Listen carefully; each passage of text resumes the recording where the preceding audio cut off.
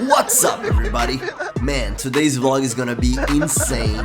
I'm gonna go through my biggest win ever so far playing high stakes poker. This is one of the best vlogs from the history of this channel and definitely one of my favorites as well. I tell you up front that there's gonna be a lot of interesting hands in this session that I wish I'd played differently, and let's get straight to it because this intro is already big enough. I buy in for 2000 and I clock in on the Bank app, and the first hand in this session I see King Queen suited from the small blind. Hijack raises to 30 and here we're gonna 3-bet for sure. I make it $120 to go, and then player on the hijack 4 bets to $260. He looks like a good player, one that wouldn't only 4-bet with aces, kings, queens, ace-king. Nowadays I know him, his name is Kenta Fukuhara and he's from Japan. He made a great sizing here, especially if he has a lot of value. And with Queen suited here, I believe my hand is just too good to fold. And most likely the best option is to call, and that's what I do. I call 140 more and we go heads up to a flop that comes 6, 6, 10 rainbow.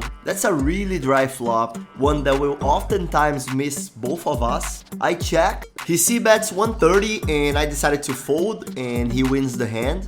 This table's got some tough players so far, and you can tell this is a tough table when you keep seeing lots of raises and re-raises. Plus, when you actually got a strong hand like we do right now, of course we got someone 3-betting us in our left. I see pocket kings on the low jack and I open raise to 30.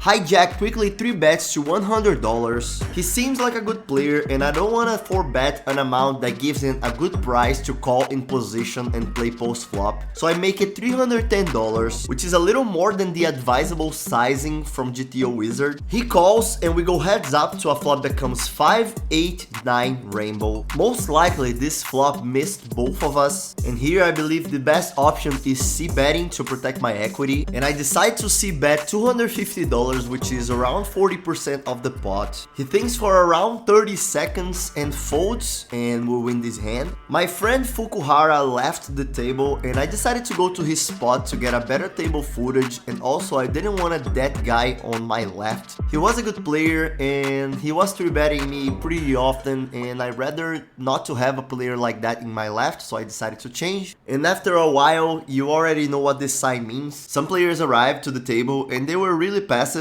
which is great, playing 5-10 no limit hold'em cash games versus someone who is not playing optimally. And it seemed like one of the guys from the table invite two of those guys to play in the table, and they were friends, but they didn't seem to be pros, so that's great. Seems like my big friend Harry realized that and came to the table to play with us as well. And the first hand will be versus Harry. We see pocket queens on the small blind. Hijack raises to 30 and Harry 3-bets from the button to $100. We're gonna call 4-bet here for sure. Harry covers us and I cannot 4-bet a sizing that Harry would be able to call profitably in position. So I decided to 4-bet to $310. Harry folds, and from this moment on we're gonna start running really hot. We're on early position with pocket aces and Harry in the under the gun open raises to $30. I 3-bet to 100. Then out of nowhere, low jack called 4-bets to $250. They all fold to me, and here we're playing 250 big blinds deep. His 4-bet represents a lot of strength, so hopefully he has kings, queens, ace king.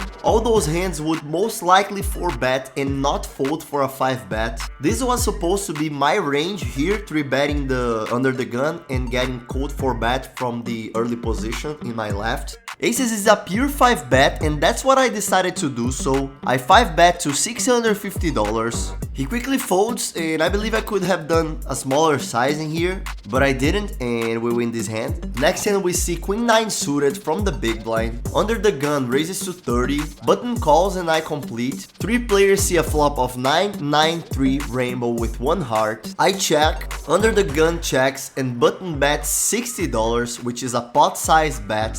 Button is one of the passive players I mentioned, so I believe he is pretty strong, but I don't want to scare him away. I rather calling this street and probably check raising on the turn. So I call, under the gun folds, and we go heads up to a turn that comes a jack of spades. Now the only hand that he could have and that could like this jack is jack 9, which would be disastrous, but I will keep up with the plan and check this street. I check and button bets 120, and now it's time for a raise.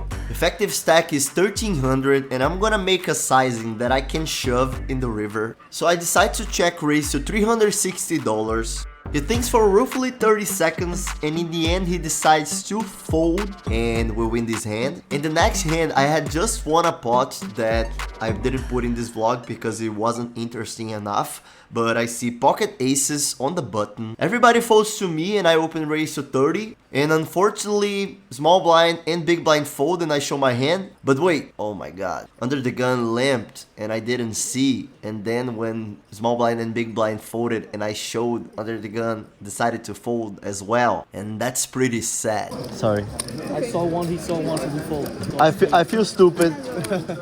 We're winning around 1700 so far, and the table got even better right now because someone at the table arrived. In the next hand, I see ace-7 suited from middle position. It falls to me and I open raise to 30. Only solid player on the button calls, and we go heads up to a flop that comes 9-8-6 rainbow with one club. This board is way better for his range than mine, but in this case, I got a semi-bluff and I would love to bet and see him folding. So here, I decided to c-bet $40, but I really believe that it would be better to check even when I have a semi-bluff in hand, because that guy is solid and he knows that this flop is way better for his range calling from the button than mine open raising from middle position, and he decides to raise huge to 160. That's a pretty tough situation for me right now, especially because of the sizing he made. But if I hit a 10 or a 5, he will rarely give me a 7, so that might make it be worth it for me to call this $120. And I also believe the ace is good, so let's say I have 11 outs, 3 from the aces and 8 from the open-ender. So in the end, I believe the best option I have is calling. I call and we go heads up to a beautiful turn, a 5 of diamonds. I'm gonna check, and I expect him to bet pretty often because he has way more 7s than I do. I check and he thinks for more than 30 seconds, but in the end he decides to bet again. $280 now. Effective stack is 2600, and here the only hand I would be losing is 10-7 suited that he might have in his range, but I really think it will be rare the times that he does.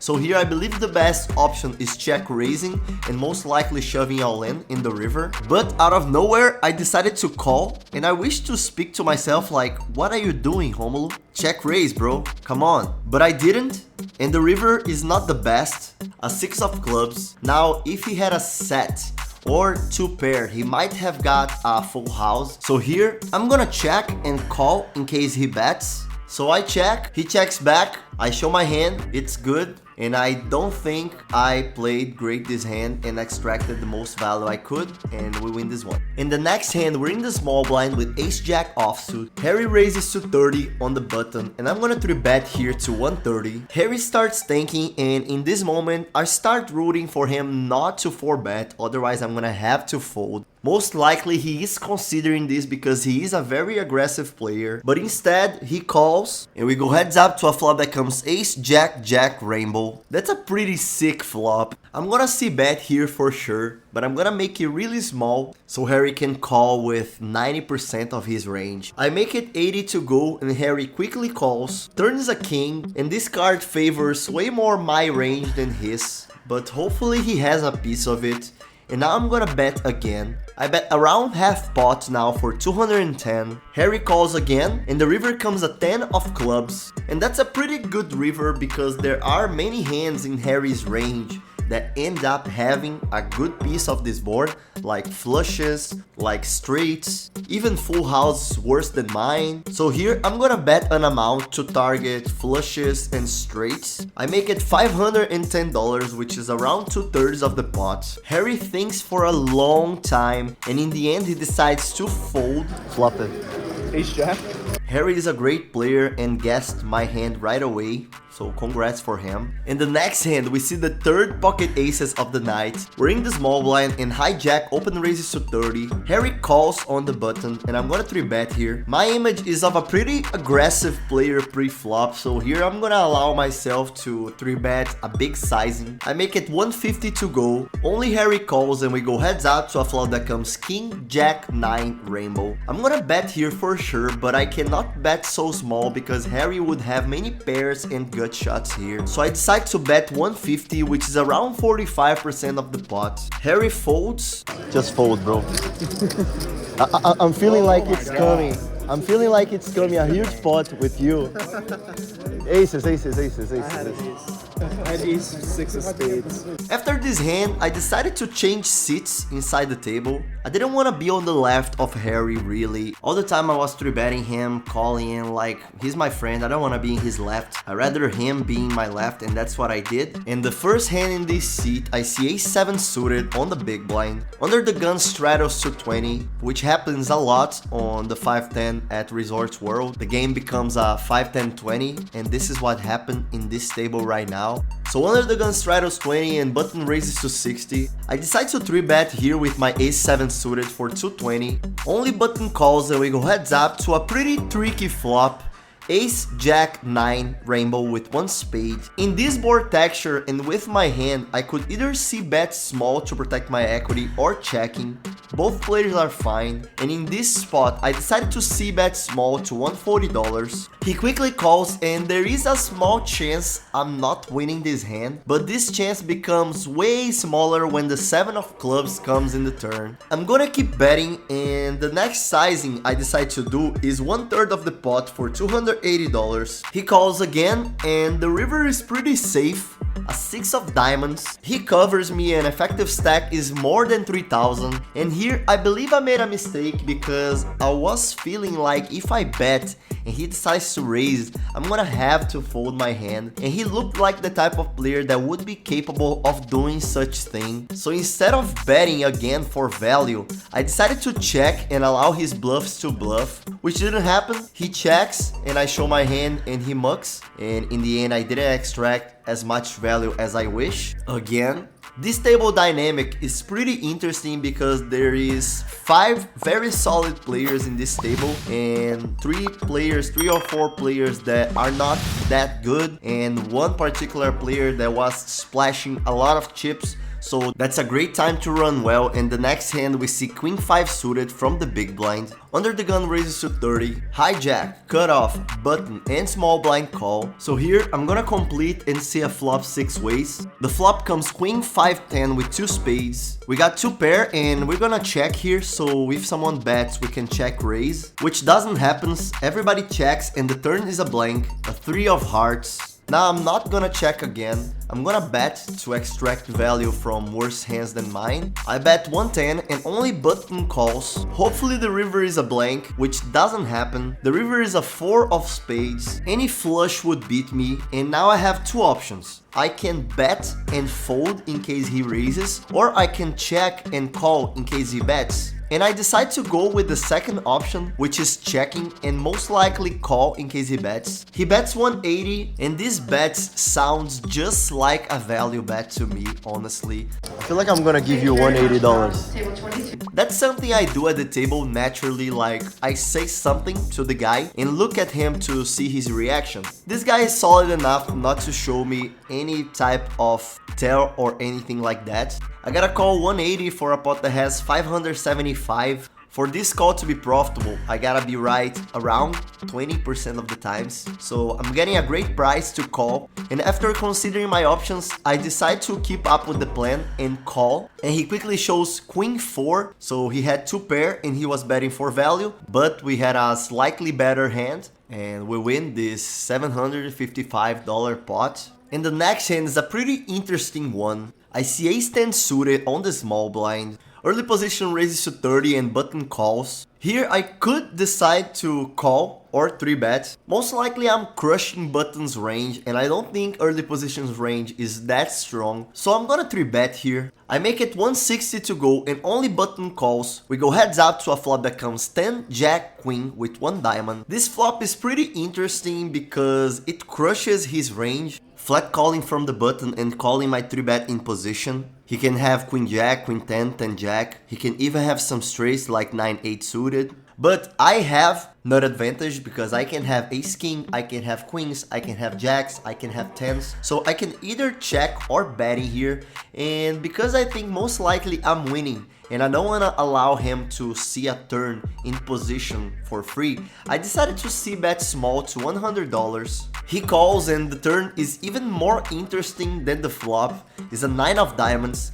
Now I got a nut flush draw and I can't have again the ace king, which is the nuts. I can't have queens, jacks, 10s, but now it loses a little bit of strength with this 9 because any king or any 8 makes a straight. Effective stack is $1,200 and I believe here if I check I'm gonna represent a lot of weakness unless I am slow playing a huge hand like ace king. And here I got a great semi bluff, which is the nut flush draw.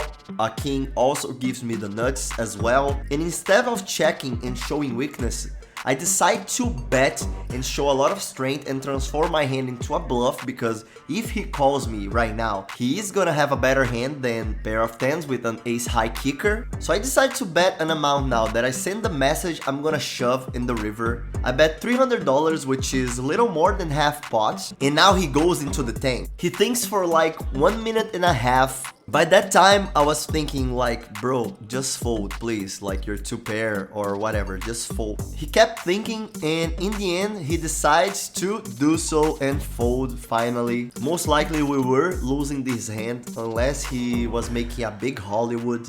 And so far, we're winning almost $4,000. Little less. And the table was pretty interesting, not in the side of being soft because there were many good players on it, but many nice people and it was pretty fun to play. In the next hand, we're on the big blind with ace 10 suited, cutoff raises to 30, button and small blind call. Harry was the guy who open raised and I don't think his range is that strong.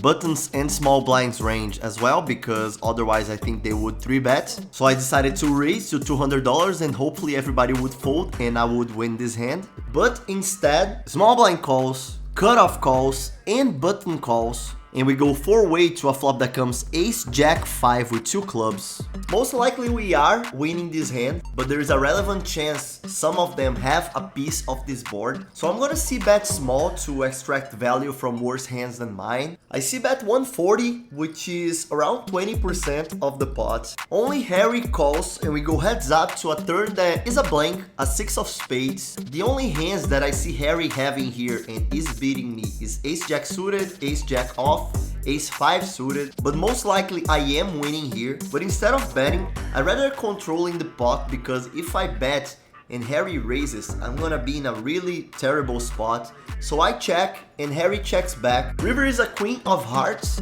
and if I bet here, I can make all his bluffs to fold. So instead of betting, I decide to check and call in case he bets. And that's what I do. I check. Harry thinks for a while and decides to bet $420. I snap call. You win. Harry says I win and I show my cards and we win this almost $2,000 pot. Next hand we're in the cutoff with 10-7 suited. It falls to us and I open the raise to 30. Button and small blind calls and 3 players see a flop of 7-5-3 with 2 diamonds. Most likely we're winning here, so I decide to c-bet to $40 to protect my equity. Only button calls and we go heads up to a turn that is a king of clubs. Most likely this king didn't hit none of us and again, I feel like I'm winning, so I'm gonna bet to protect my equity again. I make it $60 this time and now button raises to 160. I say this. If you bluffed me, congrats. If you bluffed me, congrats. And I fold and he shows ace queen offsuit. Nice hand. I wanted to congrats. Oh, you just wanted to be on Nice the wall. hand, nice hand, nice hand. No. Congrats, he bluffed me. And now we start playing a stand-up game. This table is full of great players and the stand-up game makes it be even more dangerous for us to lose our stack. And in this hand, Harry is the only guy who is already seated because he won the hand. So I'm rooting for him. He bets and the guy folds, so that's nice. Okay, fine. I just great. Yes. Harry.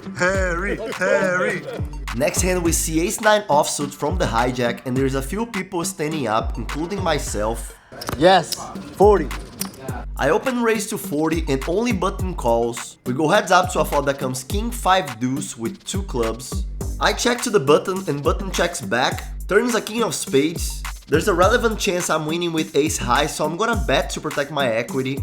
I bet 50 and he folds. We show our hand and we're able to sit down. In the next hand, we see ace-9 offsuit again. It's a new game, so we're standing up. Hijack raises to 30 and I 3-bet to 100. Only hijack calls and we go heads up to a flop that comes 3, 5, 6 rainbow. He checks to me and I'm gonna see bet here to protect my equity over hands that I'm beating like king queen, king jack, king 10, a bunch of things. I see bet 80 and he calls. There's a relevant chance we're losing now. Turn is a deuce of hearts. Now any 4 makes a straight, but I don't think any of us has the 4. He checks and I check back. River is a 5, he checks to us, we check again, and he shows ace-7 offsuit, lucky for us. Yes! Yes! Let's go! I'm safe. Vámonos! I have a feeling that something bloody is about to happen. In the next hand, I see king 9 offsuit from the button. We're standing up again. It's the third stand-up game we play. Cutoff in my right raises to 30 and I 3-bet to 100. They all fold and we win. Now we're all sitting besides this very nice guy on the right and Harry on the left. And they're playing heads up and they are the last ones standing up. Nice guy raises pre-flop and Harry calls. They see a flop of jack 6 king rainbow. They both check and the turn is a 3 of hearts. They both check again and the river is a 3 of clubs. The pot has something like $120 and check out what will happen.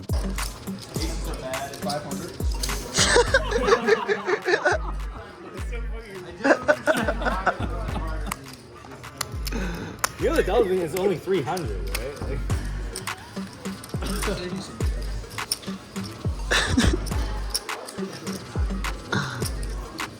Oh my trip. Nice guy calls and Harry shows ace-3 suited. He played really well pre-flop, got lucky on the river and extracted the maximum he could. Very nice hand from him. And sadly, the nice guy lost 500 and still had to pay $50 for each player at the table. This game was dangerous, like we were all pretty deep, playing high stakes game and even a stand-up game that makes the variance be even higher. And after playing for almost 8 hours, we profit $4,920, which was at that time my biggest win ever playing cash games. And this is gonna be the end of this episode. I hope you guys enjoyed it. If you did, there are hundreds of others that you might also enjoy as well. Just click any of the options in the screen. The mission of this channel is helping you become a better poker player, and see you next time.